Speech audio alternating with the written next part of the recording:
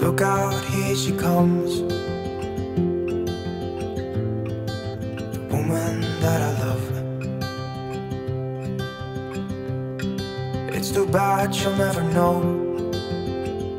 Yeah, I can't tell her how I feel, because she has someone who makes her happy.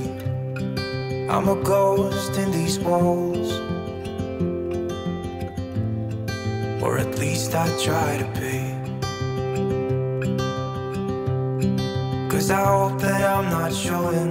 Bonjour à tous et bienvenue dans un nouvel épisode de podcast tricot de la chaîne d'Émaillez-moi. Aujourd'hui, je vous emmène dans l'épisode numéro 47 que je vais appeler hors de zone de contrôle ou zone de contrôle tout court. Et vous verrez au fur et à mesure de l'épisode pourquoi j'ai décidé de l'appeler comme ça. Quelques petits spoils, une grosse réflexion, des couleurs inhabituelles, une attitude peut-être un petit peu plus raisonnée sur certaines choses, mais on en reparlera tout au long de l'épisode. Alors pour tous ceux et celles qui arrivent aujourd'hui pour la première fois sur cette chaîne et pour tous ceux qui ont oublié, moi c'est Christelle, je suis une tricoteuse alsacienne, donc du nord-est de la France. Je reviens vous voir semaine après semaine pour vous parler de laine, pour vous parler de patron, pour vous parler de tricot, bref pour vous parler d'art créatif. Généralement, je reviens vous voir tous les dimanches à 14 h avec un épisode de podcast.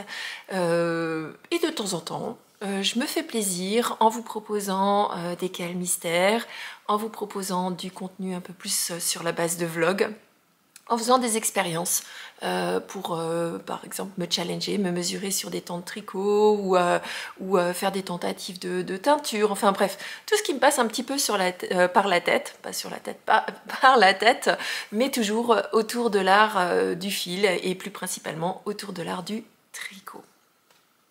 Alors de quoi on va parler aujourd'hui? Aujourd'hui j'ai de nouveau plein de choses à vous montrer, plein de choses à vous dire. Je vais d'abord vous faire un petit retour sur le salon Knit at Motoko et sa Knit Night auquel j'ai participé.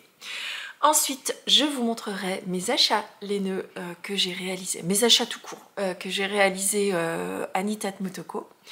Vous allez voir, j'ai été raisonnable. Et alors j'ai été structurée, je suis très fière de moi. Mais bon, je vous en parle un peu après. Ensuite, je vous parlerai d'un test sur lequel je me suis engagée. Alors, je ne vous montrerai pas encore, mais je vous en parlerai. Et puis après, on parlera de projets. Donc, de projets terminés. J'en ai un, mais une belle pièce. Et je vous parlerai des autres en cours. Et comme d'habitude, pour démarrer cet épisode, j'annonce officiellement mon nombre d'encours parce que j'ai décidé de me suivre pour m'en maîtriser et je me rends compte que quand je vous dis le nombre d'encours que j'ai sur mes aiguilles, ça me permet de me maîtriser sur son évolution, ou ça mise sous contrôle. Donc j'ai actuellement 6 encours sur mes aiguilles et crochets, j'ai 5 projets au tricot et un projet au crochet. Donc sous contrôle, 6 c'est bien, ça me permet d'avancer vraiment bien correctement, à un bon rythme. Je me vois progresser, mais pourtant je peux encore papillonner d'un projet à l'autre. Donc je trouve que c'est un bon équilibre, ni trop peu pour ma pratique de tricot. Faites bien sûr comme vous voulez-vous. Si vous êtes mono en cours, c'est très bien. Si vous êtes multi en cours, comme moi, avec un niveau un peu moyen, c'est très bien. Si vous êtes multi en cours comme moi avant avec des dizaines de projets sur vos aiguilles, c'est bien aussi. L'essentiel, c'est de vous faire plaisir. Alors, on rentre tout de suite dans le vif du sujet et je vais donc vous parler de Motoko et sa Knit Night. Alors, comme vous le savez, vous savez pas, bon, bref. La semaine dernière, il a eu lieu le salon Knit at Motoko. Donc c'est un salon laineux qui a eu lieu une fois par an au mois de mai, qui est organisé par une association de tricoteuses mulhousiennes, auquel je fais un gros bisou parce que ce salon était, comme la dernière fois, très réussi. C'est un salon qui me plaît beaucoup parce qu'il a une ambiance un petit peu particulière dans un lieu particulier. Donc il y a un équilibre qui est un petit peu différent des autres salons où il y a un petit peu moins d'exposants. Là, il y avait 18 exposants si je me souviens bien, mais surtout une grande zone de tricot où vous pouvez vous asseoir dans des vieux fauteuils anciens dans un cadre très industriel puisqu'il s'agit de lieu Motoko qui est l'ancienne, on va dire l'ancien siège de l'usine, de la société DMC, donc DMC qui a quitté les lieux et donc ce lieu est resté désaffecté pendant un moment et il a été réaffecté ou réhabilité et il accueille aujourd'hui un certain nombre d'artistes dans différents types d'art créatif, donc ça peut être la peinture, de la sculpture, tout ce genre de choses et il y a au rez-de-chaussée des différentes salles dans lesquelles ont lieu différents événements dont le fameux Nitat Motoko auquel je me suis rendue. Longue introduction pour vous dire où j'ai été. Donc ce salon il a lieu généralement au mois de mai, il a lieu sur 2 jours avec entre les 2 jours ce qu'elles organisent telle une knit night, donc une nuit du tricot. Donc il s'agit simplement d'une soirée sur laquelle on se réunit pour tricoter tout ensemble avec quelques animations. Et donc cette année, l'année dernière j'avais pas pu y aller, cette année je m'étais inscrite avec grand plaisir à cette knit night. Alors j'ai failli pas avoir de place, les places sont parties en l'espace d'une journée, donc si jamais vous voulez vous rendre à cette knit night l'année prochaine, je vous invite à y aller, à vous inscrire tout de suite à l'ouverture, sinon vous n'aurez pas de place.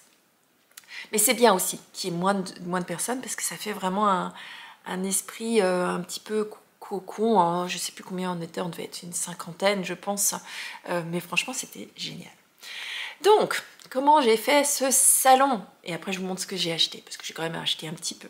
Donc je suis arrivée, donc moi j'y suis allée le samedi ainsi que le samedi soir. J'y suis arrivée samedi en fin de matinée vers 11h. Je suis arrivée en me disant, bon Christelle, tu commences par faire le tour des stands, tu fais tes petits achats, tu fais un premier tour pour regarder, puis tu feras un deuxième tour après pour acheter. Donc je suis arrivée, je me suis rendue assez rapidement sur le site de Maison Corlaine que je n'avais encore jamais rencontré. Donc pour moi c'était l'occasion de découvrir une nouvelle teinturière avec une gamme de couleurs. Bon, alors moi qui suis beaucoup dans les neutres et puis dans des tons tout doux, là je crois que j'aurais pu acheter la totalité du stand tellement cette gamme de couleurs elle est bien travaillée. Donc je vous laisse aller voir Maison Corlaine, bien sûr je vous mettrai tout dans la barre de description et j'ai oublié de vous dire tout ce que je vous dis, tout ce dont je vous parle, c'est en bas dans la barre de description. Si j'oublie, faites-moi un petit message. Et si jamais vous me cherchez ailleurs que sur YouTube, Ravelry, Instagram, démaillez-moi en un seul mot. Ça c'est fait. Bon bref, le salon, je suis rendue directement sur le site de la Maison Corlaine et donc là j'ai réalisé mon premier craquage et bien mal m'en a fait ou j'ai été vraiment avisée de le faire tout de suite parce que vous allez voir que j'ai eu beaucoup de mal à arrêter de papoter pendant toute la journée. Donc Maison Corlaine, moi j'ai jeté mon dévolu et vous ne serez pas du tout surpris sur mes achats tout à l'heure, que je vous montrerai tout à l'heure. J'ai jeté mon dévolu sur un bleu jean. Et je vais vous le montrer. Alors, comment j'ai abordé ce salon avant d'y arriver? Je m'étais fait... je m'étais raisonnée parce que lorsque je suis revenue de Bredslane, j'avais tellement ramené de belles choses que je me suis dit, oh là là, si je fais la même chose à Motoko, je vais me retrouver à être noyée par mon propre stash, par mon propre stock de laine. Donc il faut que j'y aille de manière raisonnée. Donc je suis passée à travers les projets que je voulais faire cette année, que je voulais vraiment faire cette année, et je me suis fixée, en l'occurrence vraiment un projet sur lequel il me manquait la laine. J'avais beau chercher dans mon stage, essayer de les mettre ensemble, ça ne fonctionnait pas. Donc je me suis dit sur ce projet-là en particulier, et je vous en parle tout à l'heure, ce projet-là en particulier, il me faut et la laine, et le mohair, et les boutons, et tout ce qui va avec. Et donc je me suis focalisée, donc j'avais vraiment un objectif bien précis pour ce salon. Bon, ça a fonctionné. Ça a fonctionné, même si je crois que prochain salon, peut-être que je ferai différemment. Je sais pas, on verra. Donc Maison Corlaine, j'achète mes premiers écheveaux dont je vais vous parler tout à l'heure, et là je tombe sur des tricopines, je tombe sur des gens que je connais. J'ai retrouvé l'équipe de Bretslane avec laquelle j'ai papoté une grosse partie de ma journée. Les filles, si vous passez par là, je vous fais des gros bisous parce que j'ai passé une super journée en votre compagnie. J'avais l'impression, et pourtant on ne s'est rencontrés qu'à Bretslane pour la première fois, mais j'avais l'impression d'être avec mes amies tricopines de toujours. Et c'était vraiment génial. Donc je suis retombée aussi sur Dominique, sur certaines d'entre vous qui sont venus me voir. Et finalement, eh bien, toute ma matinée, ainsi que le début de mon après-midi, ainsi que la fin de mon après-midi, ainsi que toute ma soirée, j'ai papoté. J'ai papoté tricot, j'ai papoté laine, on a rigolé, et puis j'en ai quasiment presque oublié d'aller continuer mes achats. Donc c'était à la fin, je me suis dit, oh, faut vraiment que je termine mes achats, parce qu'à force de papoter tricot, je vais revenir bredouille ou sans avoir au moins acheté ce petit truc pour ce projet bien particulier. Donc tout ça pour dire que sur les 2 heures du matin, sur les 2 heures de la matinée, eh bien j'ai fait à peu près 3 mètres en termes d'avancée sur les stands. Je suis restée devant le stand de la Maison Corlaine à papoter, mais toute la matinée. Mais c'était terrible. Alors je regarde là parce que j'ai mon fils qui se moque de moi. C'est bon. Je vais couper et puis je reviens. Bon, j'enregistre cet épisode un jour où mes enfants sont à l'école, donc ça va être un petit peu... J'espère qu'ils seront sages. Normalement, ils sont sages puisqu'ils sont grands, ce sont des ados. Donc, je suis désolée. C'est le vendredi après l'Ascension. Eux sont à la maison, moi aussi. Donc, mais je me suis dit qu'il fallait absolument que je tourne cet épisode parce que sinon, vous n'auriez rien eu ce dimanche. Misère, misère. Donc, voilà, Motoko, j'ai passé finalement beaucoup plus de temps à papoter qu'à acheter de la laine. Ce qui ne m'a pas empêché d'aller papouiller les laines sur un petit peu tous les stands quand même au fur et à mesure. J'ai eu le plaisir aussi de croiser Céline, See You Later sur YouTube, Madame Bibiche pour les intimes. Donc Céline, si tu passes par là, je te fais un bisou parce que j'ai pris grand plaisir à te rencontrer, même si on n'a vraiment pas beaucoup eu le temps de papoter parce qu'on est chacune... on a chacune été très occupée, on a beaucoup discuté avec beaucoup d'entre vous. Donc Céline, c'était un plaisir de te rencontrer en vrai. Donc c'était pour moi aussi on va dire la même expérience finalement que pour vous, où je suis allée vers Céline parce que j'avais l'impression de la connaître, parce que je la voyais en podcast. Et ça m'a permis de me rendre compte aussi de l'autre côté un petit peu de la caméra, puisque moi j'avais toujours eu l'expérience de pas vous connaître et que vous veniez vers moi et ça faisait bizarre, et là c'était l'inverse, donc c'était un petit peu rigolo pour moi. Bon, Motoko ensuite a eu lieu la fameuse Knit Night, et alors là c'était vraiment plaisant parce qu'on était beaucoup moins nombreux, c'était plus cosy. Il y a eu quelques animations que j'ai beaucoup appréciées. Il y a eu notamment, alors animation, moi j'étais spectatrice parce que je suis pas très douée dans ce genre de choses, mais il y a eu notamment un concours de speed knitting. Alors speed knitting, c'est tricoter, celui ou celle qui tricote le plus vite. Alors c'était rigolo parce qu'ils ont pioché quelques personnes au hasard, au pseudo-hasard dans la salle, et donc vous aviez une brochette de 5 ou 6 tricoteuses et tricoteurs, puisqu'il y avait un tricoteur. Il y avait d'ailleurs quelques tricoteurs dans la salle, j'ai trouvé ça bien plaisant.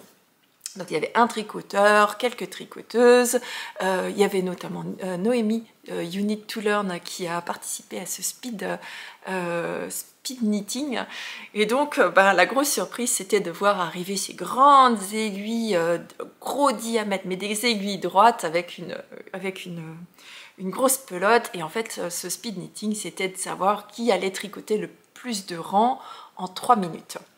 D'ailleurs Noémie est arrivée deuxième, donc beau rythme hein, Noémie. Moi je sais pas combien j'aurais fait de rangs, certainement pas beaucoup. Je suis pas très rapide en tricot, je tricote simplement longtemps. Enfin, en fait je me rends pas compte si je suis rapide ou pas, il faudrait un jour que je regarde. Bon, en tout cas c'était bien plaisant. Ensuite il y a eu notamment une animation qui m'a beaucoup plu, qui était, alors ils ont pris un groupe d'une quinzaine de personnes, et ces 15 personnes, oui, quelque chose comme ça, une quinzaine de personnes, et ces 15 personnes étaient au milieu et devaient aller marcher vers la droite ou marcher vers la gauche en fonction des réponses à des questions qui étaient posées sur le thème de la laine. Donc il y avait des questions sur Motoko, il y avait des questions sur la laine en elle-même, sur les fibres et tout ça, et alors on voyait le groupe qui tantôt allait à droite, tantôt allait à gauche pour répondre oui ou non, vrai ou faux, et puis après de temps en temps le groupe se séparait, donc c'était très rigolo et j'ai appris énormément de choses avec ces questions. Donc c'était vraiment très plaisant. Bon, tout ça pour dire que ce salon c'était chouette, c'était comme la dernière fois très bien organisé, il y avait des food trucks pour manger à midi mais aussi pour manger le soir, il y avait Andrea Laine & Co sur Instagram qui était venue avec son camion à l'extérieur, donc j'ai toujours plaisir à revoir Andrea à chaque fois. Il y avait à nouveau cette petite camionnette, enfin c'est pas une camionnette, c'est une espèce de caravane de bibliothèque avec des livres d'occasion. Enfin franchement, ouais, comme d'habitude et comme la dernière fois. C'était super les filles, félicitations, c'était chouette. Bon, maintenant j'ai assez papoté, je vous montre ce que j'ai acheté. Alors, quand j'y suis allée, j'avais un projet bien précis puisque je veux me faire un gilet. D'ailleurs, c'est une année où j'avais dit que je faisais plutôt des gilets et moins des tops. Et alors là, je suis hors zone de contrôle parce qu'en ce moment, sur mes aiguilles, j'ai des tops et pas des gilets. Alors que j'avais dit que je ne ferais pas de top d'été et que je ferais des gilets. Donc, recentrage, Christelle, recentrage. Donc, je vous montre. J'y étais allée, je voulais un coloris fond de garde-robe, donc ce sera du bleu ou du gris, donc en l'occurrence c'est un bleu jean, donc je suis très contente de la couleur que j'ai trouvée. Et l'objectif est de faire un gilet de chez Atelier Elimili qui s'appelle Rendez-vous. Et donc s'il me fallait un fil de fingering, un fil de mohair assorti et les boutons qui allaient avec. Donc pour ma fingering, je suis allée piocher chez Maison Corlaine, et donc vous voyez, alors peut-être qu'il passera un petit peu plus gris à l'écran, mais il est bleu jean. C'est le coloris Hortense. Donc c'est un fil qui est composé de 80% de BFL non superwash et de 20% de soie. Donc ça en fait un fil extrêmement doux. La BFL, moi j'aime beaucoup. J'ai déjà tricoté à 2-3 reprises. Je trouve que c'est bien plaisant. C'est une belle alternative au mérino. Voilà, c'est très doux. Avec la soie, ça fait de la brillance. Vous ne le voyez pas forcément à l'écran. D'ailleurs, je trouve que c'est assez assorti avec mon arrière bleu-gris. Donc là, on est sans surprise. On est dans ma zone de confort. Et non pas ma zone de contrôle, mais ma zone de confort. Les filles, on arrête de se moquer de moi hein, quand je dis zone de contrôle. Je ne sais pas si c'est un lapsus, je pense que ça doit être un lapsus révélateur parce que clairement, je suis dans ma zone de contrôle et 100% dans ma zone de confort. Donc voilà, Maison Corlaine. Alors je voulais prendre le mohair assorti, mais il n'était pas du tout sur le stand. Et je me suis dit que j'allais le commander par la suite sur leur site. Et au final, en vaquant à mes occupations quand même, parce que j'ai quand même fini par faire le tour, hein, je suis allée faire un petit coucou à Eline Hélène, puisque je portais ce jour-là mon tee of even que j'avais tricoté dans les laines d'Eline, et donc je suis allée lui montrer, et je suis tombée sur son stand sur le stand d'Eline Hélène, hein, sur un mohair, donc sa base de mohair chez Eline, elle s'appelle Yagi. Et là, celui-ci, c'est la couleur marine. Et je me suis dit que pour faire un léger chiné... Alors, les couleurs sont moins contrastées, elles sont plus fondues. Bon, bref. Ça fera un léger chiné avec ce mohair. Et donc, je vais associer ces deux fils ensemble. Bon, c'est pas très, très marqué non plus, hein, la différence. Mais voilà, je vais associer ces deux fils ensemble pour tricoter mon gilet rendez-vous. Et ensuite, il me fallait des boutons. Donc il me fallait un certain nombre de boutons. Hein. Le gilet rendez-vous, c'est un gilet en col V avec des boutons. C'est un gilet tout simple, mais qui va pouvoir être assez versatile. Je pourrais le porter avec mes jeans, avec un t-shirt blanc, avec un t-shirt bleu. Enfin, un fond de garde-robe, vraiment un fond de garde-robe. Donc je me suis mise en tête de chercher des boutons qui allaient aller avec ces deux écheveaux. Et ces boutons, je les ai trouvés chez Atelier Camelire, Donc je vous montre pas sa carte parce que cette fois-ci j'ai pas eu de carte, mais j'ai eu des petits morceaux de cuir imprimés et j'ai trouvé ça très délicat. Donc comme d'habitude, elle nous emballe en fait vos achats dans des feuilles de romans ou d'ouvrages. Cette fois-ci c'était un roman historique ou un ouvrage historique, et donc il y avait un emballage avec de la corde et des morceaux de cuir, et donc un premier morceau qui dit instant lumineux, et donc le deuxième avec son logo Camelire. Et donc qu'est-ce que j'ai acheté là-bas? Donc je vous montre déjà les boutons, puis après je me suis fait un plaisir. Donc j'ai acheté des boutons qui vont, est-ce que je vais y arriver, qui vont aller avec cet ouvrage, donc des fameux boutons. Alors ça c'est vraiment la patte de l'atelier Camelire, et c'est pour ça que je les adore. Donc ce sont des boutons qui sont tous différents, avec, pour moi j'ai choisi des impressions végétales. Hop, je vous montre, ils sont vraiment tous très différents.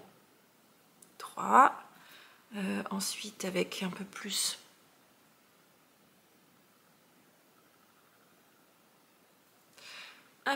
de végétaux.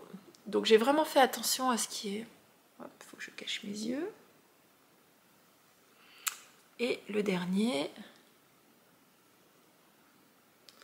est-ce que je vais comme ça marche beaucoup mieux.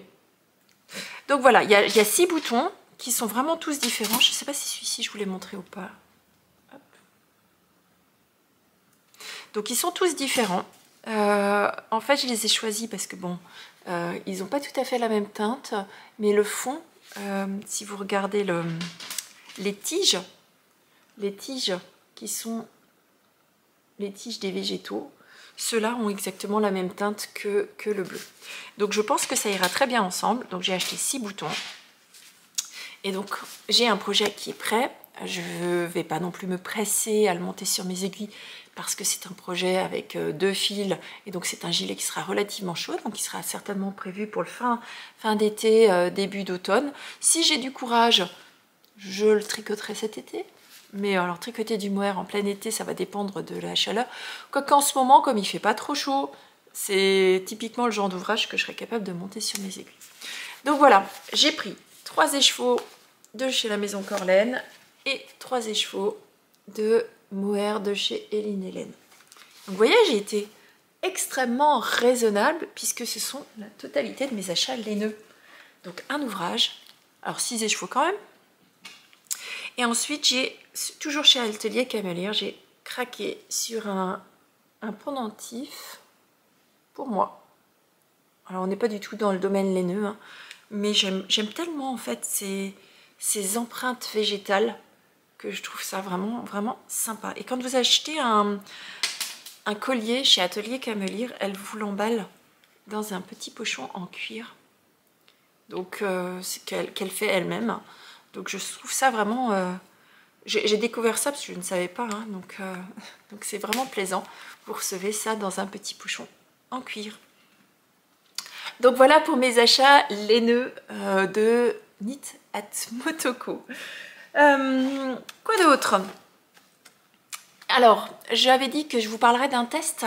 Alors je vais encore rien vous montrer parce que je ne l'ai pas encore monté sur mes aiguilles. J'ai choisi mes laines, mais il faut vraiment que j'y réfléchisse et que je prenne le temps de monter mon ouvrage, certainement ce week-end, hein, certainement demain ou après-demain, ça montera sur mes aiguilles. Je me suis engagée dans le test de Ginny Tricotte qui lance son premier patron, qui va lancer son premier patron de socket qui sortira le 12 juin. Donc je suis très contente parce que Virginie, elle fait partie de mes testeuses, et alors c'est avec un grand plaisir que j'ai tout de suite répondu présente lorsqu'elle a lancé son appel au test sur ses sockets. J'ai trouvé ça très ingénieux de sa part parce qu'elle a son patron, et vous le verrez quand il va sortir, je vous le montrerai hein, bien sûr sur ce podcast. Son patron, il a été designé pour utiliser des laines autorayantes, et je trouve qu'il n'y a pas énormément de patrons qui soient travaillés avec la dentelle ou quoi que ce soit qui permettent d'utiliser des laines autorayantes. Donc je vous laisse aller voir sur son compte Ginny Tricotte sur Instagram. Donc pour celles qui la connaissent pas, hein, Virginie, vous pouvez la retrouver en binôme avec Lucie de 36 3615 Kumquat. Je vous fais des bisous les filles, hein, Lucie toi aussi, un gros bisou. Virginie, vous l'aviez aussi retrouvée chez Simone et Ginette, de temps en temps elle fait des épisodes en binôme avec Virginie. C'est pour ceux qui suivent Simone et Ginette, hein, c'est quand elle lui dit ma Vivi, et ben ma Vivi c'est Virginie. Donc voilà, c'est un test de sockets et les sockets s'appelleront Azalée, elles sortiront normalement le 12 juin. Et donc j'ai été intégrée au groupe, je suis bien sûr la dernière à monter, je pense que je dois être la dernière à démarrer. Donc c'est un patron qui sortira en français et en anglais, et donc n'hésitez pas à aller voir, c'est très joli, c'est très ingénieux la façon dont elle a utilisé les couleurs. Donc voilà. C'était tout pour cette introduction qui, je suppose, était de nouveau longue. Mais maintenant, je vous emmène dans les projets de la semaine et je vous montre avec grand plaisir parce que je l'ai terminé et j'aurais voulu qu'il dure encore. Mais bon, tout bon plaisir a une fin. Je vous emmène voir mon pull Fairy Bouquet que j'adore. It's too bad she'll never know. Yeah, I can't tell her how I feel because she has someone who makes her mon objet happy. terminé, je viens de vous le dire, mais je vous le répète, hein, c'est le pull Fairy Bouquet de la designeuse Johanna Hang.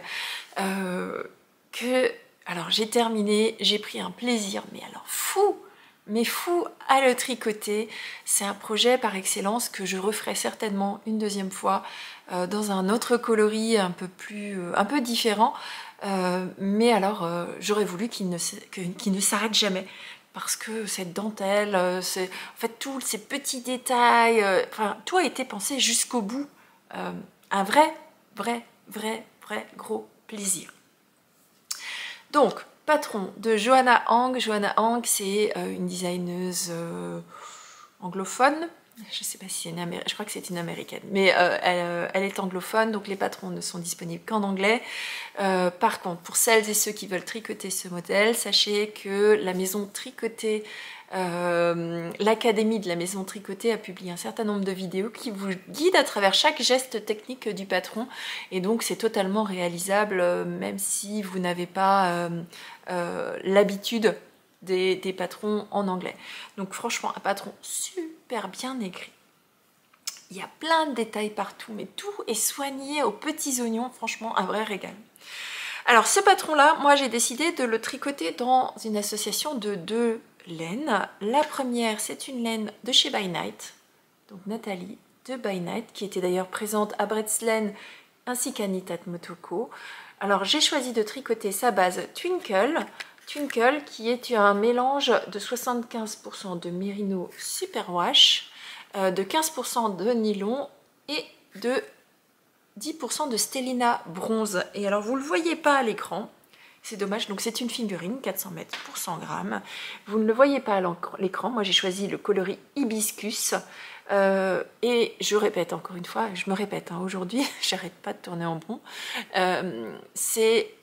Vous ne le voyez pas à l'écran, mais il y a un fil de bronze qui tourne dans le fil. Et c'est dommage que vous ne le voyez pas à l'écran. Donc c'est un coloris hibiscus. Je vous rappelle que Nathalie, elle teint ses laines de manière naturelle, donc avec des produits naturels. Donc là, en l'occurrence, c'est les fleurs d'hibiscus. Ouais, hibiscus. C'est une laine que j'avais achetée lors du salon Knit at Motoko, mais l'année dernière. Donc vous voyez qu'il y a encore des laines qui pour moi ont plus d'1 an dans mon stock, et donc c'est aussi là-dessus qu'il va falloir que je me fasse un petit peu, pas violence, mais que je réfléchisse, qu'est-ce que je fais de ces laines? Est-ce que je les garde pas? Est-ce que je les tricote pas? Alors de ce que j'ai vu, parce que je suis quand même pas très loin de mon stash, hein, je suis allée les voir, c'est toujours encore des laines que je veux tricoter. Donc elles devraient rester dans mon stock jusqu'à ce qu'elle monte sur mes aiguilles prochainement. Donc cette laine-là, j'ai cherché pendant un petit moment comment l'associer, quel projet faire avec. Je voulais faire un pull, je voulais faire plein de trucs.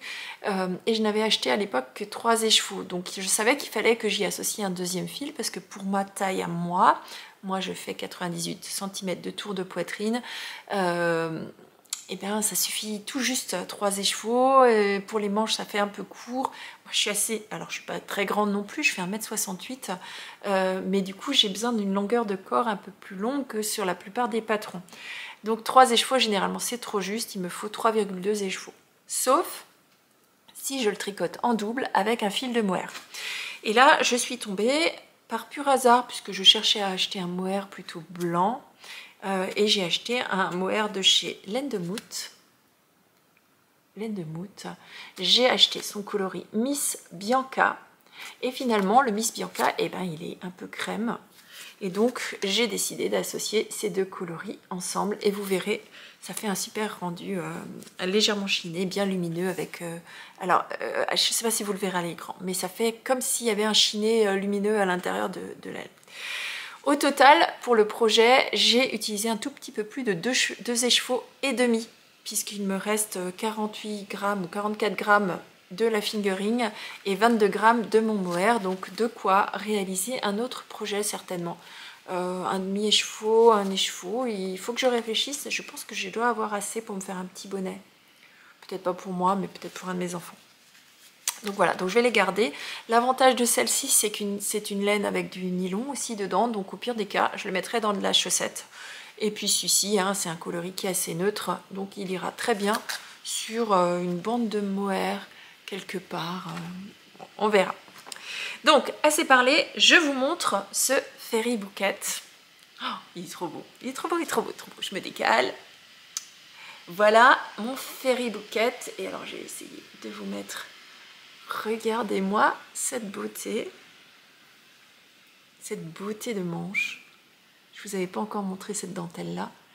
Alors, il n'est pas encore bloqué et vous voyez que... alors, il va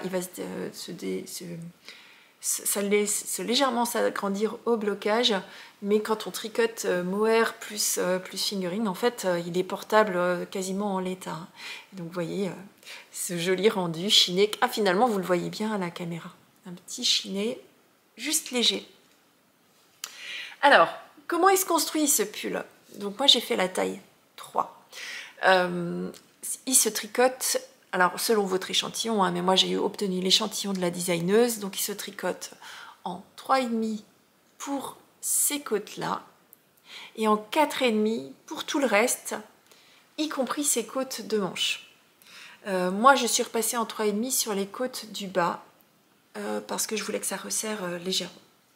Donc c'est un tricot c'est un ouvrage qui se tricote en top-down, donc du haut vers le bas, qui se démarre en rond directement avec des côtes 1-1 semi-torse. Donc vous tricotez torse la maille en droit et vous tricotez normalement la maille envers.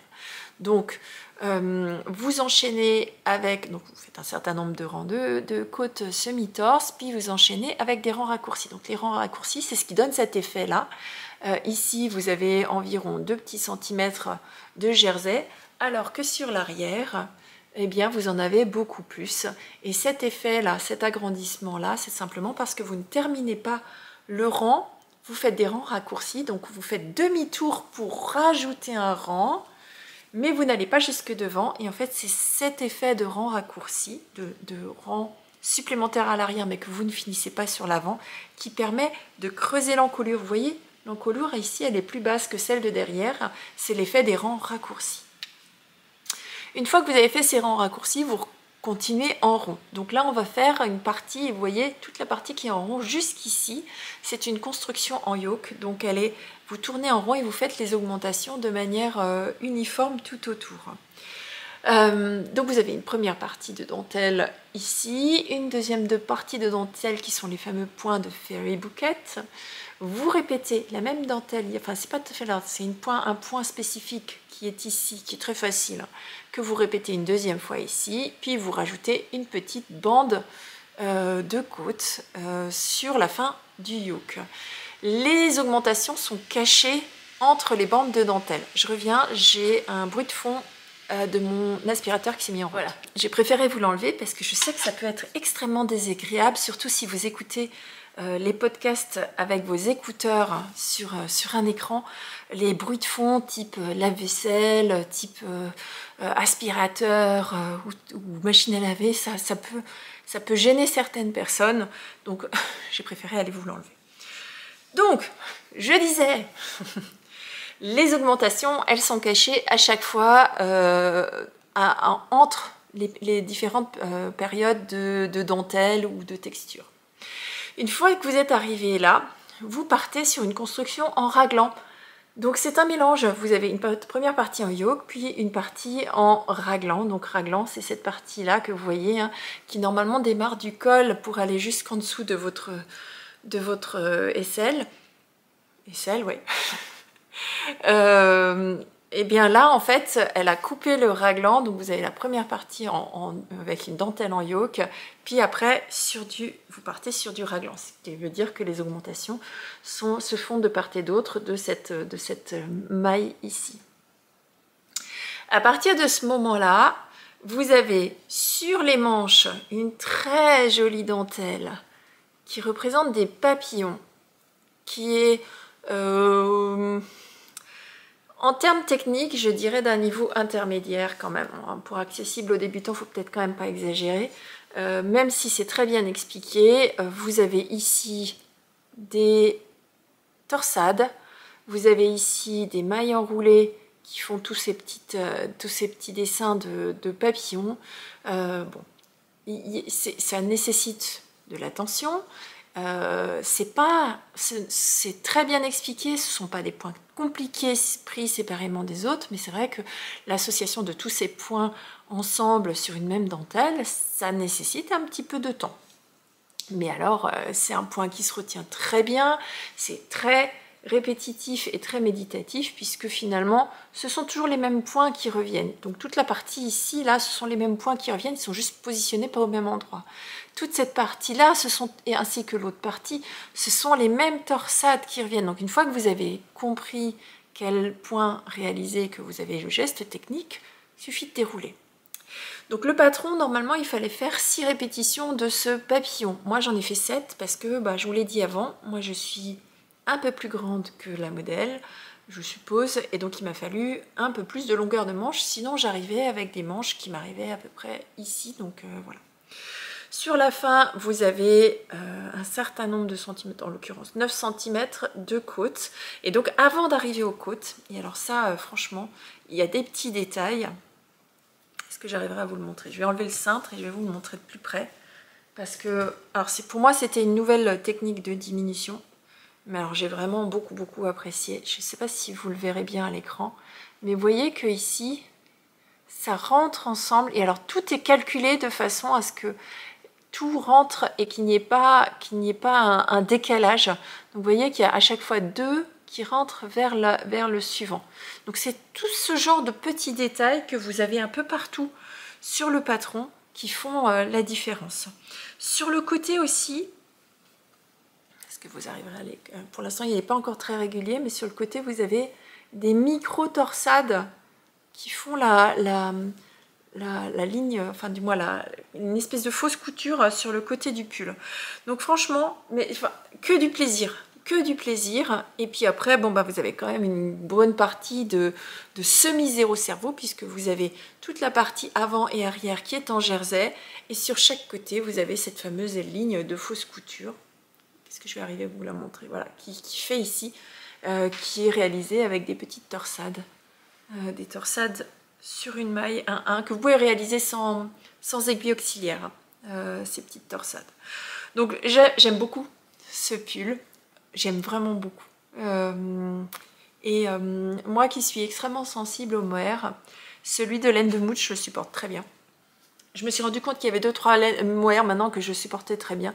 Laine de moute en fait partie. Je supporte très bien le mohair de chez Lang. Et le mohair de chez Eileen Hélène aussi. J'ai pas de souci. J'ai tricoté le châle inséparable avec. Et je l'ai porté 2-3 fois maintenant. Et en fait, il ne me pique pas. Donc c'est la raison pour laquelle je suis allée retourner chercher du mohair chez elle. Donc voilà. Donc finalement, voilà. Vous me le verrez certainement porter, alors peut-être pas maintenant, hein, puisque si j'ai bien compris, à partir de demain il fait chaud. C'est normal. j'ai fini hier soir mon pull, et donc forcément à partir de demain il fait chaud. Mais c'est pas grave, mon pull il va attendre bien gentiment et il partira à l'automne. Je le redécouvrirai avec beaucoup de plaisir. Donc voilà, je vous le remontre encore. Trop beau. J'adore. Alors ça a fait partie des projets où quand vous démarrez, vous prenez du plaisir. Quand vous le tricotez, vous prenez du plaisir. Quand vous l'essayez, vous prenez du plaisir. Et quand vous le terminez, eh ben, vous prenez encore du plaisir. Et après, vous êtes frustré parce que vous auriez voulu que ça continue encore. Donc là, pour le coup, c'est un projet où je pense que je vais au moins autant aimer le processus que l'objet fini. Enfin, du moins, pour l'instant, c'est ce que je ressens. Maintenant, il faudra voir au porté, il faudra voir comment évolue la laine. Mais pour l'instant, je suis autant contente de l'avoir tricoté. Alors déjà, j'avais pris énormément de plaisir à acheter cette Twinkle chez By Night, parce que j'avais à l'époque discuté pas mal avec Nathalie. Donc là, pour le coup, c'est 100% plaisir et j'en suis ravie. Je ne peux que vous le recommander. Franchement, patron au top, il n'y a pas une erreur. Pas une erreur dans le patron, nulle part. C'est très bien écrit, tout est aux petits oignons. Allez-y. Si vous voulez vous challenger un petit peu, c'est un petit peu intermédiaire quand même comme niveau, hein. Mais en plus vous avez le support des vidéos de l'Académie des maisons tricotées qui vous permet voilà, de partir mais avec un filet de sécurité. Donc voilà, pour mon Fairy Bouquet, que vous verrez porter, pas maintenant, mais certainement dans les épisodes des mois d'automne, après la belle saison.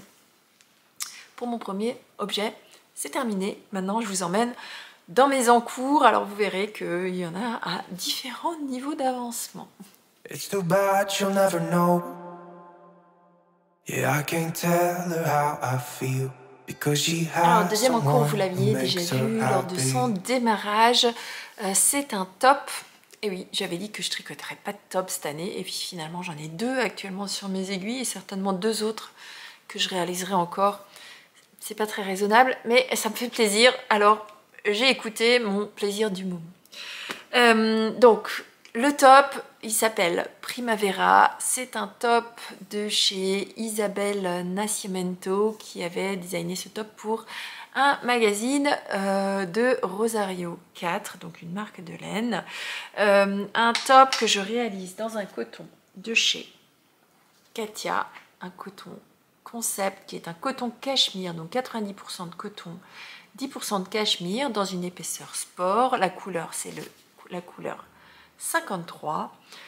C'est un espèce de blanc cassé. Vous le voyez peut-être un peu plus blanc qu'il n'est à l'écran, même s'il est quand même bien blanc. Voilà. Épaisseur sport. L'année dernière, j'ai tricoté pas mal d'épaisseur DK et je trouve que pour des tops d'été, je trouve que c'est trop chaud. Enfin, du moins, c'est trop épais. Moi, j'aime bien quand c'est assez fluide. Et donc, je trouvais qu'il fallait que je descende. Donc, sport, pour moi, ça me convient bien. C'est un top que je tricote en 3,25.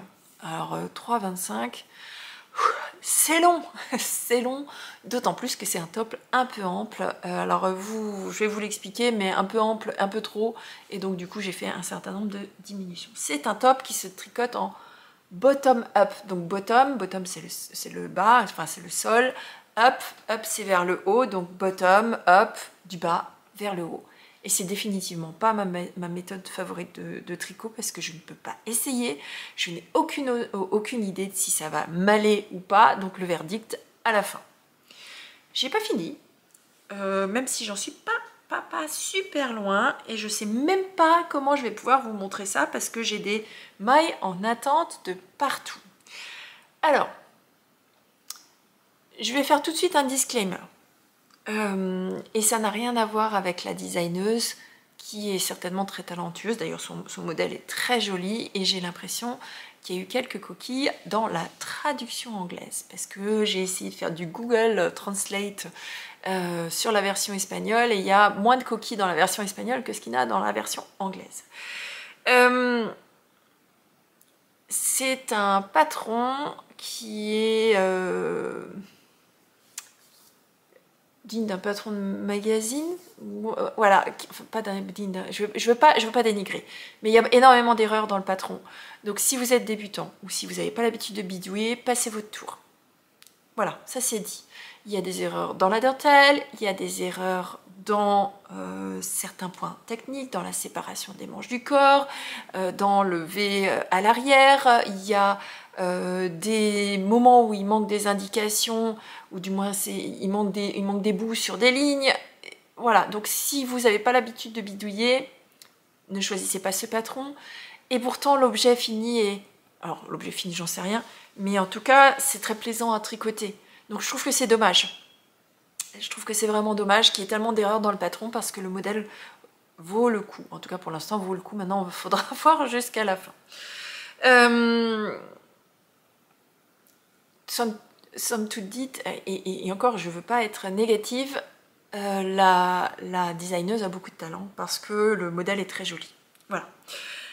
Donc, moi, je suis partie. Alors déjà, la première chose, c'est que quand vous aurez le patron, vous avez des dimensions d'objets finis et vous avez absolument aucune indication de savoir quelle aisance vous devez mettre. Donc, moi, je suis partie un petit peu au petit bonheur la chance en me disant, bon, au vu de ce que c'est un peu large, donc il doit y avoir une vingtaine de centimètres d'aisance. Et puis finalement, je me suis dit, oh là là, je vais partir d'une taille et puis hop, je vais redescendre vers une autre taille pour avoir seulement 10 cm d'aisance au niveau de la poitrine parce que sinon j'avais vraiment peur que ça baille sur les côtés.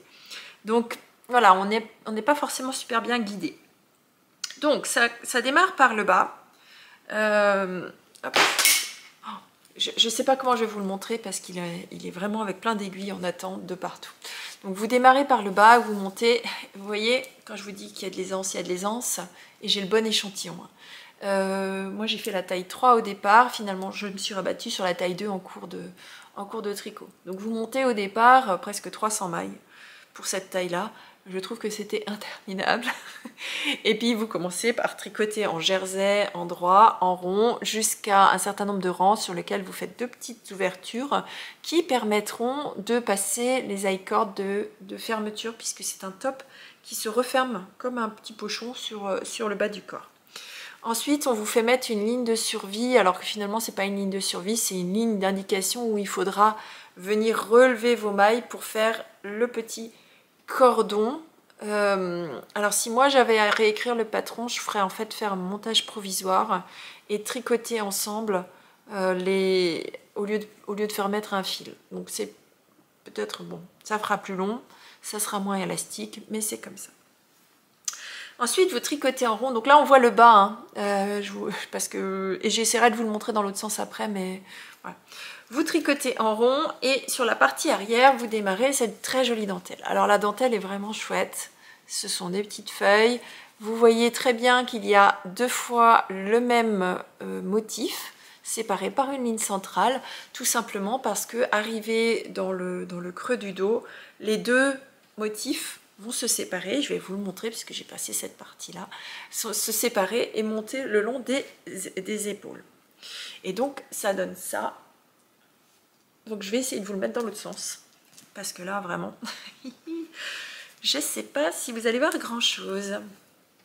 Donc là, j'ai des fils de partout, ça traîne de partout. Il y a des fils en attente, des mailles en attente. Et bien sûr, des nœuds, et ça s'en mêle. Enfin bref, j'ai envie de râler après ce projet-là. Donc voilà le dos avec, sur un premier câble, les mailles en attente pour l'épaule numéro 1. Sur un deuxième câble, les mailles en attente pour le numéro 2. Alors moi, je les ai laissées en attente. Je ne sais plus si le patron dit en attente ou s'il faut rabattre. Moi, je n'avais pas l'intention de coudre. Donc, je vais après faire un grafting sur la partie des épaules. Donc, ça, c'est dans le dos.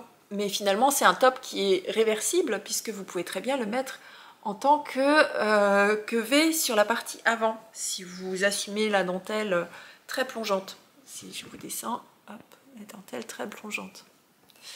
Donc ça, si je regarde tel que c'est aujourd'hui, ça a l'air bien. Mais comme je ne peux pas essayer, je ne peux pas vous dire si c'est bien ou pas. Donc ça, c'est toute la partie arrière. Donc en gros, vous tricotez en rond jusqu'à atteindre la séparation ici. Puis vous faites encore quelques rangs de dessous de manche. Puis vous faites la séparation entre le devant et le derrière. Et à partir de ce moment-là, donc à peu près la moitié du top, hein, vous tricotez en aller-retour une première épaule, en aller-retour une deuxième épaule. Donc ça va assez vite, c'est pas un très grand nombre de rangs. Une fois que vous êtes arrivé là, eh ben, vous laissez tout en attente et vous repartez pour le devant. Absolument zéro cerveau, absolument interminable, puisque ce n'est que du jersey aller-retour. Donc pas très passionnant. Mais bon, je suis pas très loin. Donc ce que j'ai vu, c'est que il me reste environ une trentaine de rangs à réaliser. Puis on va mettre en attente un certain nombre de mailles sur la partie centrale. Puis on va continuer à faire la forme de l'encolure.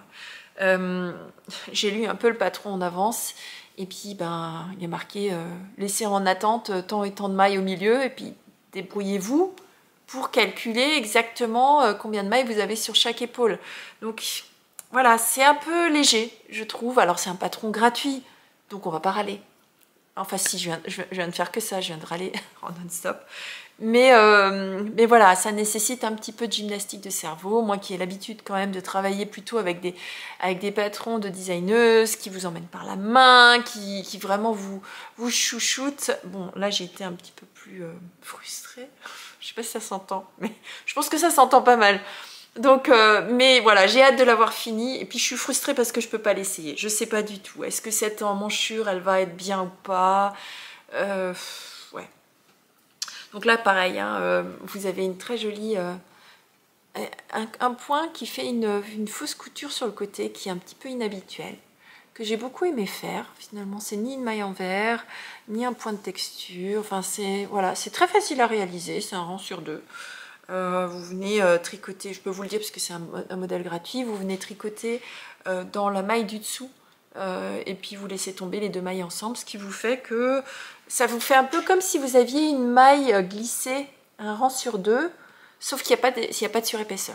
Donc c'est voilà. Donc j'ai hâte, j'espère avoir fini au moins cette partie avant là dans la semaine. Je sais d'office qu'une fois que j'aurai joint les épaules, il va falloir que je fasse si j'ai bien vu, 1,50 m die-cord. Encore un grand plaisir, ce sera encore un tricot d'une soirée devant la télé qui... Voilà. Et puis après, il va falloir que je couse toute cette partie-là. Ouh, quel bonheur absolu! Si j'avais vraiment lu le patron avant de me lancer, j'aurais vraiment fait un montage provisoire. Mais bon, donc voilà, pour ce patron qui, somme toute, je l'espère, sera très réussi et que je serai ravie de porter l'objet fini plutôt que de râler après le patron et donc ça me fera oublier toutes ces galères. Donc là, en l'occurrence, j'ai 3 câbles, je ne sais combien de fils. Bon, il me reste... Donc j'avais 7 pelotes de Katia Concept au départ. Il me reste 2 complètes et une partie d'entre elles. Donc je pense que j'aurai assez. J'espère que j'aurai assez. Parce que je pense que la partie avant, là, elle va quand même utiliser pas mal de fils. Mais je pense que j'en aurai assez. Donc au total, si j'utilise ces 7 pelotes de fil, j'aurais utilisé un peu plus de 1000 mètres pour faire ce top. Bon, c'est long, hein, c'est du 3,25, donc c'est un petit peu long. Donc voilà pour cet objet en cours de la semaine, qui est pas loin d'être terminé quand même. Je pense que quelques... et puis qui est dans mon tote bag de chez Laurel Knit, que j'avais reçu lors d'une livraison laineuse. En fait, j'ai maintenant suffisamment... J'ai pas mal de tote bags maintenant et de sacs à projet pour avoir un sac à projet. C'est bien, c'est bien. Ça me permet de pas trop avoir les fils qui s'en mêlent de partout. Bon voilà, pour ce projet, maintenant je vous emmène dans un autre top. It's too bad you'll never know. Yeah, I can't tell her how I feel. Alors, cet autre top, et alors je vais vous le montrer tout de suite avant que j'oublie, parce que j'oublie toujours de vous montrer mes sacs à projet. Donc cet autre top, il est dans le sac à projet de chez Arcoiris Yarn. Hop, ici le sac à projet de Ludivine, puisqu'elle s'est lancée récemment dans la vente de sacs à projet, et donc à l'effigie des studios Ghibli, avec notre Totoro. Ouais. Et donc, là-dedans, hop, j'ai des écheveaux de chez Madeleine et Philibert. Donc Madeleine et Philibert, j'ai des écheveaux de Méritancel.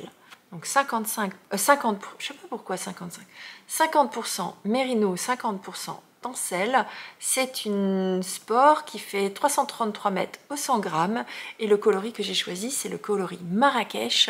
Un coloris que je n'ai pas forcément l'habitude d'avoir sur mes aiguilles, mais que j'aime beaucoup et qui, je pense, m'ira très bien au teint. C'est un coloris un peu coloris, couleur terracotta. Je trouve que le nom Marrakech lui va très bien. Puisqu'on y retrouve un peu ces tendances un petit peu orientales dans la couleur. Donc c'est un fil ou une laine que j'ai acheté lors de ma visite à Bretslaine, et parce que je ne voulais pas me lancer dans le tencel, j'en avais jamais tricoté. Et je ne voulais pas me lancer sans avoir touché cette laine. Et donc ça faisait partie des nouveautés que je voulais voir sur les salons. C'est aussi à ça que ça sert de venir sur des salons, c'est que vous pouvez toucher la laine, vous pouvez vous rendre compte des coloris, alors que en temps normal c'est un petit peu plus compliqué de se rendre compte. Et puis parfois on a des bonnes surprises, parfois on en a des moins bonnes quand on reçoit les écheveaux. Mais voilà, c'est pour ça que j'aime bien aller au salon. Alors j'aime autant les acheter en ligne, parce que je suis des heures devant mon ordinateur à dire oh, celui-là, oh, et puis celui-là, oh, puis celui-là. Et puis alors je fais des mélanges improbables. Puis après je reviens la raison revient et puis je passe comment. Donc j'avais voulu tester cette laine Méritancel. C'est d'une douceur vraiment très agréable. C'est très brillant. Vous ne le voyez pas bien à l'écran, mais le tencel apporte une brillance à la laine. Et alors c'est vraiment très doux. Ce top-là, il s'appelle STE, et c'est un top de Justina Lorkowska qui est disponible, le patron est disponible en français, en anglais et en d'autres langues. Moi, cette fois-ci, j'ai décidé de le tricoter en français. Une fois n'est pas coutume. La semaine dernière, je vous avais montré le début de ce top, et donc voici où j'en suis cette semaine, puisque je peux vous montrer un petit peu plus. J'ai réuni, j'ai fait la séparation des manches. Donc c'est un top qui se démarre par cette partie arrière avec une petite partie de dentelle sur les épaules. C'est ce qui fait toute la particularité de ce top. Parce que finalement, il y a plusieurs particularités à ce top-là. Moi, je pensais qu'il était très simple, que ça ferait zéro cerveau. Alors, c'est zéro cerveau, hein, puisque c'est une dentelle qui est très simple. Là, pour le coup, on est accessible débutant à 100%. Ce que j'aime beaucoup dans ce top, c'est qu'il est construit non seulement en aller-retour au départ avec de la dentelle, mais il est aussi construit sur la base de la méthode contiguë. C'est-à-dire que les augmentations sont cachées ici, sur les bords de la dentelle. Donc vous n'avez ni raglan, ni quoi que ce soit. Vous avez une épaule bien droite et le tricot qui tombe vraiment bien droit. Arrivé à un certain moment, vous montez des mailles ici pour créer l'encolure, et puis après vous tricotez en rond. Au bout d'un certain nombre de centimètres, vous laissez les mailles des manches en attente, et c'est à partir de ce moment-là où vous allez tricoter en aller-retour la partie avant, puis en aller-retour la partie arrière pendant un certain nombre de centimètres. Donc vous voyez, moi j'ai créé déjà, hop, vous laissez les mailles en attente ici, hein. Donc c'est pour ça qu'il y a un fil. Mais voilà, vous tricotez un certain nombre de centimètres, puis vous venez rejoindre en rond, et c'est là où je suis actuellement. Et là j'ai une maille qui est tirée, misère. Donc vous tricotez en rond. À partir de ce moment-là, et c'est dans cette partie que je suis, ici, il y a des diminutions. Alors c'est ce que j'aime bien, parce que ça va créer une forme au top qui va être légèrement plus cintrée au niveau de la taille. Légèrement, hein, pas non plus un V, hein, pas un sablier, mais ce sera légèrement plus cintré. Et donc j'ai vu que sur la partie basse du top, vous avez aussi une partie avant qui est plus courte que la partie arrière. Donc c'est vraiment ultra présent. Pardon. Je voulais dire ultra plaisant, pas présent. Donc moi je finis les diminutions certainement aujourd'hui.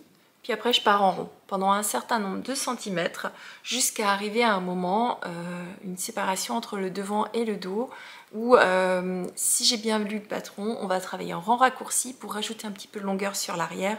Mais ça, je vous en parlerai quand je serai arrivée. Je sais qu'il y a une finition qui est faite après au niveau du col, puisqu'ici, pour l'instant, hein, l'encolure est vraiment accrue. Et il y a aussi une finition qui est réalisée au niveau des manches. Parce que là encore, pour l'instant, on est vraiment accru.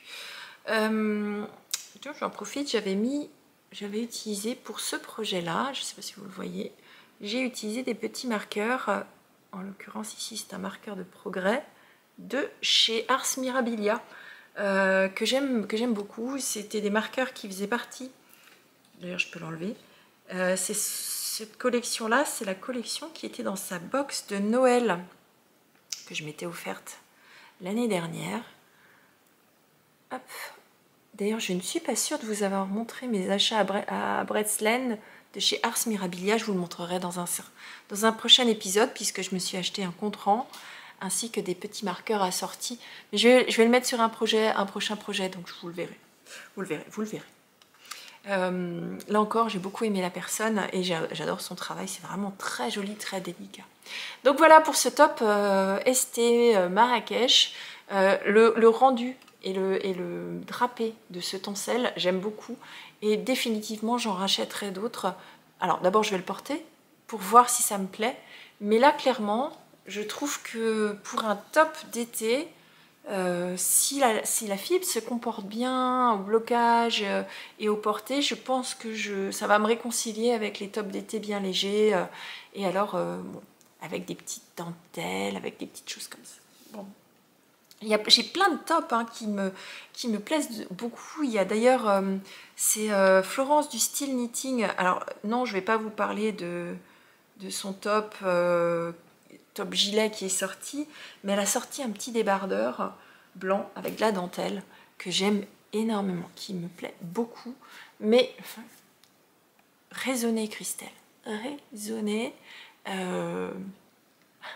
D'abord on finit ce qu'on fait et après on réfléchit à la suite. Donc voilà, pour ce deuxième en cours, maintenant je vous emmène pour la suite. Il s'agit d'un nouveau projet. Bon, j'ai pas beaucoup avancé, mais je voulais vous en parler parce que là par contre je suis dans la raison.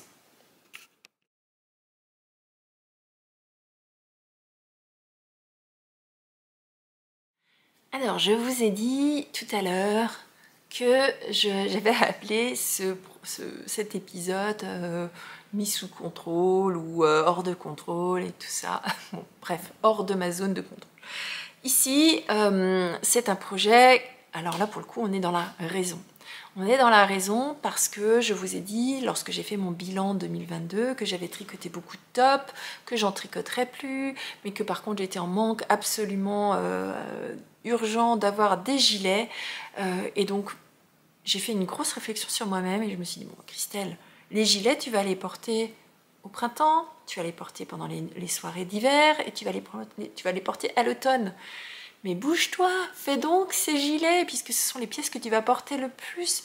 Les pulls, je vais les porter effectivement à l'automne, début de printemps et en hiver. Mais les gilets, tu les portes toute l'année. Donc, bon. Du coup, je me suis raisonnée et je me suis dit, allez, hop, on va travailler en aller-retour, tant pis, et on va faire du gilet. Donc vous avez vu, j'ai acheté de quoi faire le rendez-vous de Atelier Émilie. Et là, en l'occurrence, je vais lancer... Alors, j'ai lancé hier soir, donc ce sera un micro début, hein. Je vous spoil tout de suite, ne vous attendez pas à voir quelque chose, c'est vraiment un tout petit début.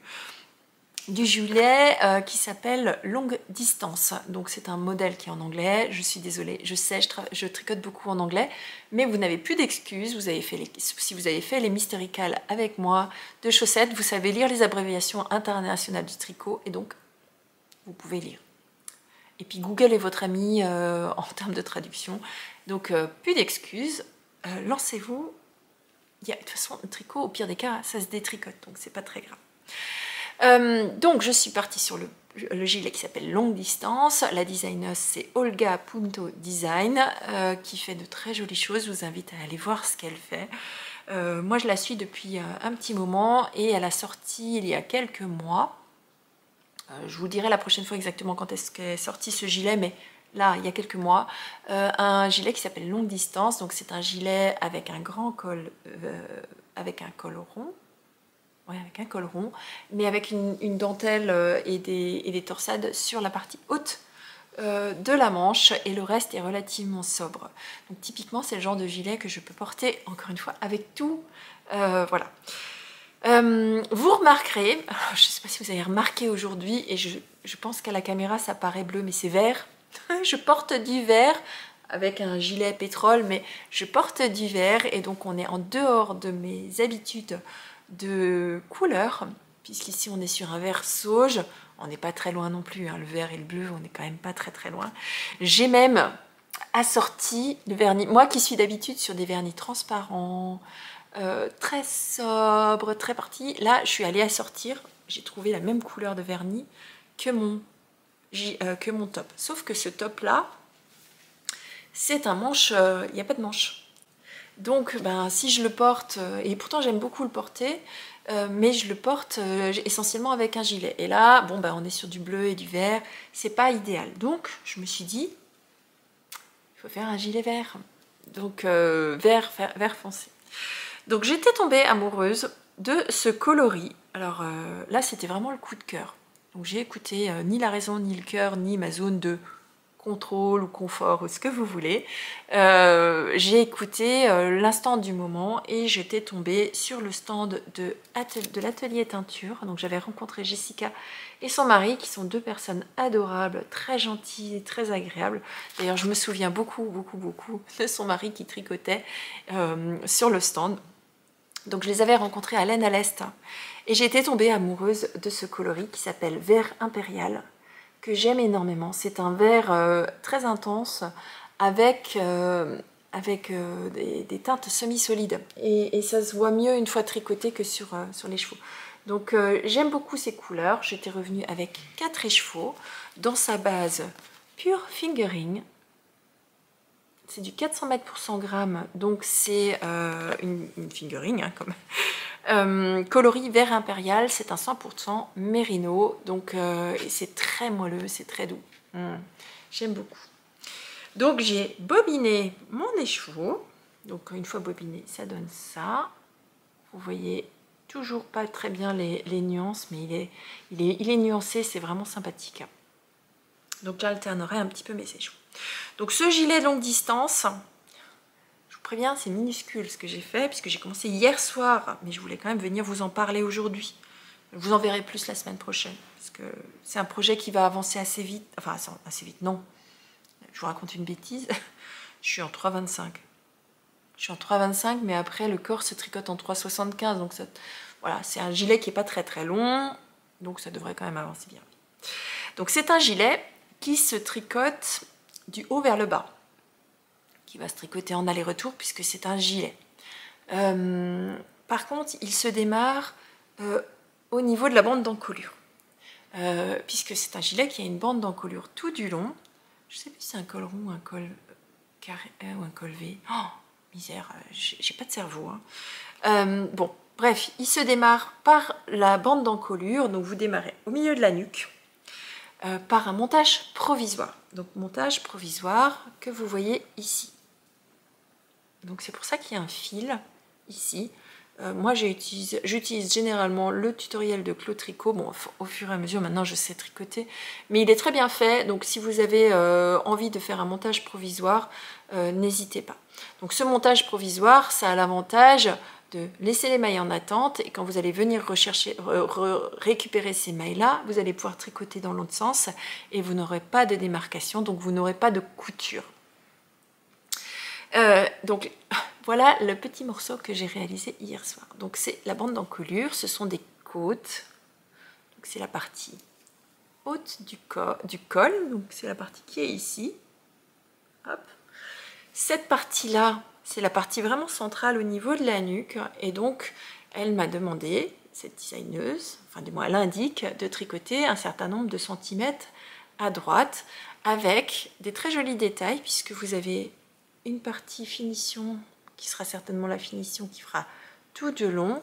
Et après, une partie qu'elle prépare de façon, je ne sais pas si vous verrez grand chose à l'écran, mais cette partie-là, elle le prépare de façon à ce que vous puissiez relever des mailles, puisque une fois qu'on aura fait la partie de bande d'encolure, on va venir relever des mailles sur la partie basse, en l'occurrence qui est là, sur cette partie basse, quand j'aurai fait l'autre côté, et c'est seulement à partir de ce moment-là que vous allez tricoter et cette partie de côte, et la partie du gilet, et l'autre partie, en venant récupérer de l'autre côté, là, l'autre partie de la bande d'encolure. Ce qui fait que vous avez vraiment un gilet sans aucune démarcation, sans aucune couture nulle part, et que vous allez pouvoir tricoter le gilet avec la bande d'encolure en même temps. Donc, une fois qu'on arrive à la fin du gilet, il n'y a pas de relevage de mailles au niveau pour créer la bande d'encolure. Pour ceux et celles qui ont tricoté le gilet Jura dans le cadre du CAL organisé par Lucie 3615 Kumquat et Virginie de l'Instagram Ginny Tricote, c'est le même démarrage. Donc vous démarrez avec une partie centrale, vous tricotez à droite, puis maintenant ce que je m'apprête à faire, hein, c'est de repartir dans l'autre sens et puis après on tricote l'ensemble. Donc rien de très compliqué. Une construction voilà, qui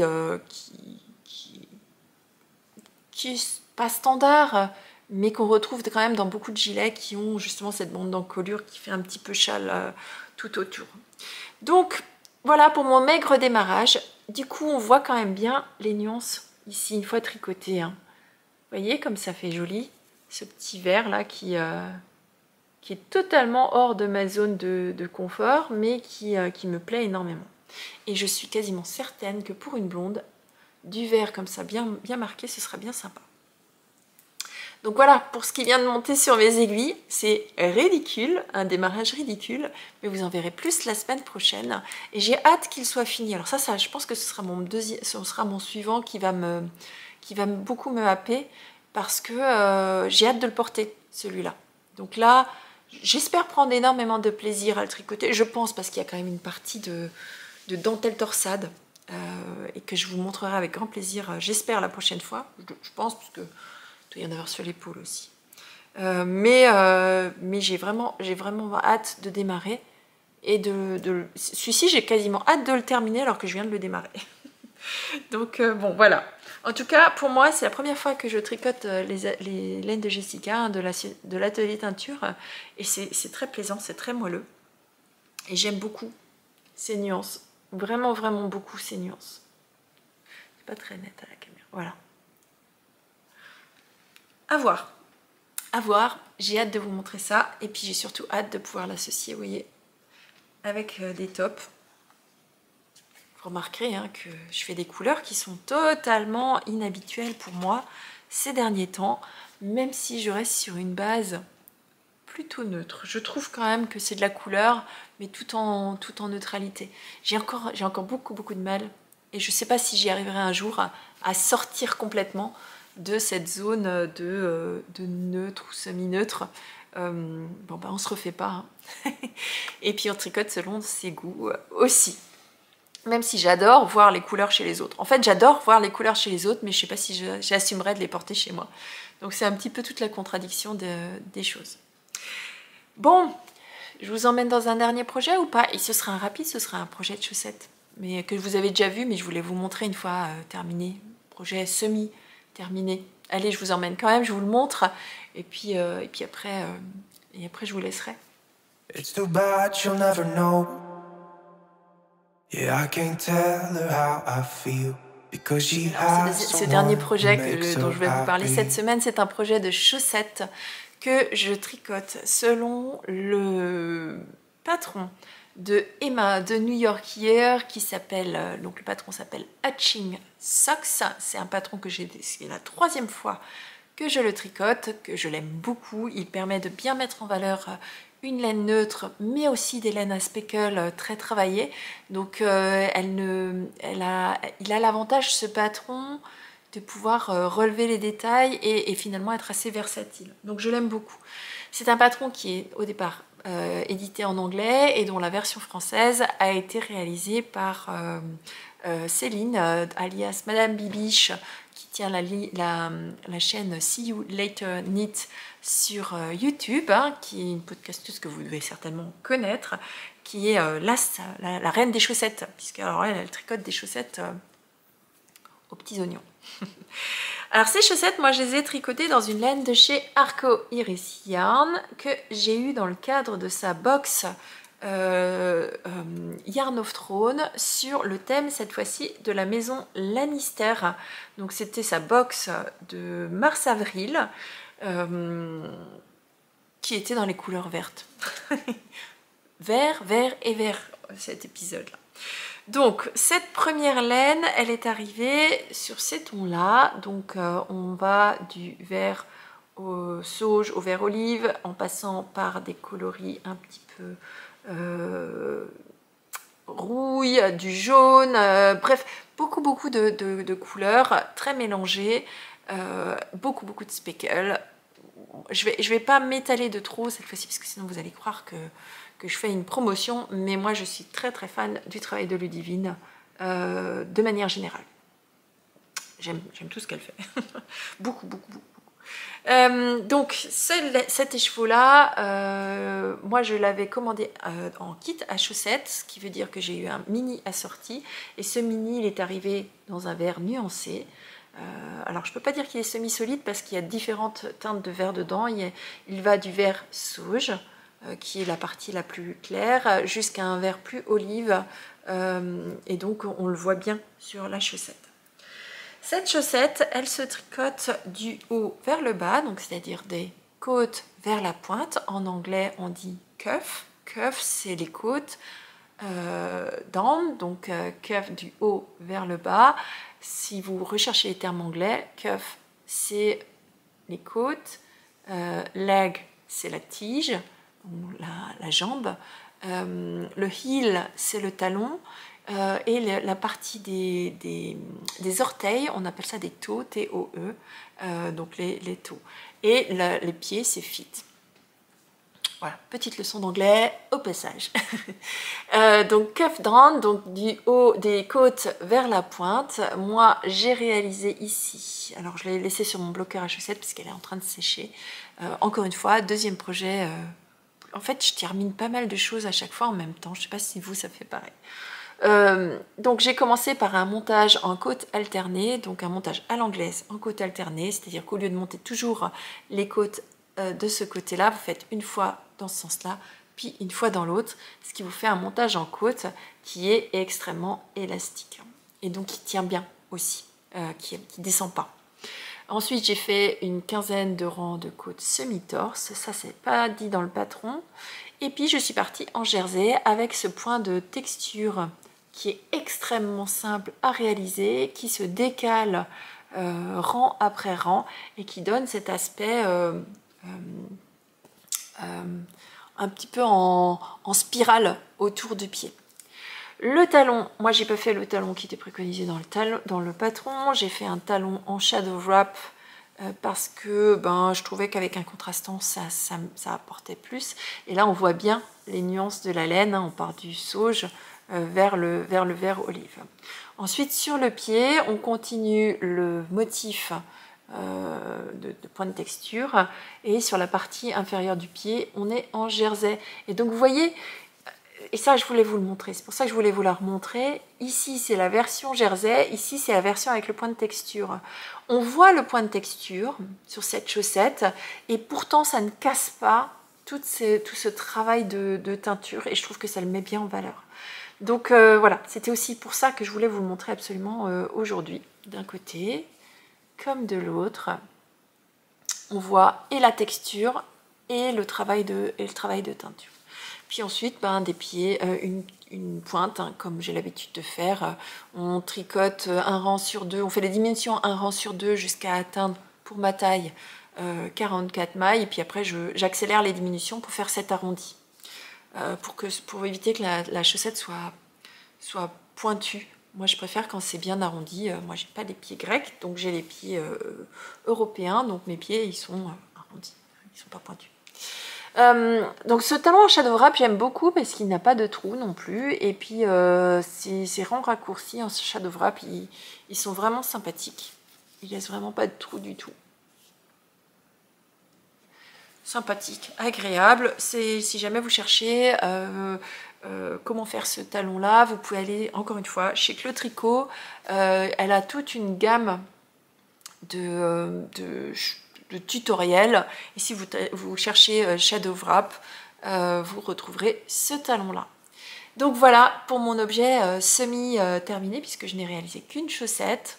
Je pense que dans le week-end je vais certainement monter et faire les côtes du deuxième. Et puis voilà, typiquement moi ça c'est le genre de projet que j'emmène quand on va à droite à gauche en voiture, quand je fais même en taxi, et il semblerait que je ne sois pas la seule à faire même en taxi, vous semblez être très nombreuses à faire ces même en taxi.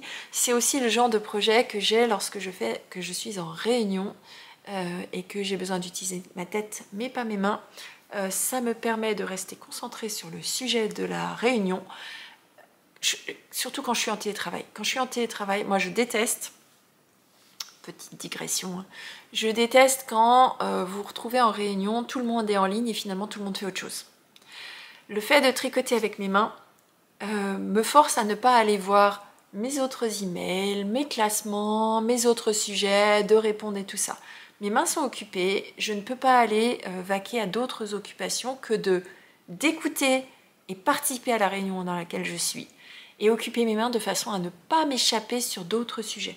Donc je trouve finalement que je suis beaucoup plus concentrée, beaucoup plus productive en ayant mes mains occupées à tricoter de la chaussette. Alors on part de la chaussette zéro cerveau ou quasi zéro cerveau, donc je suis capable de faire une pointe, je suis pas capable de faire le talon lorsque je suis en réunion, ou je suis pas capable de faire les pointes, mais les tiges et le pied en lui-même, c'est aucun souci quand je suis en réunion, surtout sur du jersey ou sur des points de texture. Là on est vraiment sur des choses extrêmement simples qui coulent de source. Une fois que vous avez compris, vous avez fait 3 rangs ou 4 rangs, allez, c'est parti, il n'y a plus besoin de réfléchir, quasiment pas.